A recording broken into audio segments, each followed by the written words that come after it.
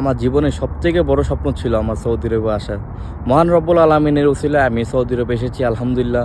আল্লাহর ঘর বাইতুল্লাহ আমি তওয়াফ করেছি, নবীর রওজা জিয়ারত করেছি।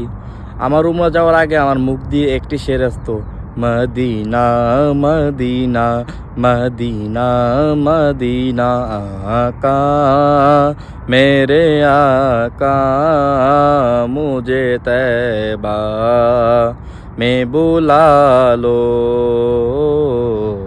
आका मेरे आका मुझे तैबा में बुला लो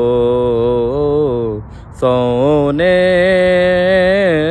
सोने नहीं देती है तमन्ना মদিনা দিল ফিদা হ্যায়। এই সুরটাই আমার মুখ দিয়ে সবসময় বের হতো। আপনারা সকলে মহান রব্বুল আলামিনের কাছে দোয়া করবেন, আল্লাহর কাছে দোয়া করি আল্লাহ পাক যেন আপনাদের সকলকে জীবনে একবার হলো পেয়ারা হাবিবের দরবারে আপনাদেরকে যাওয়ার সুযোগ করে দেয়।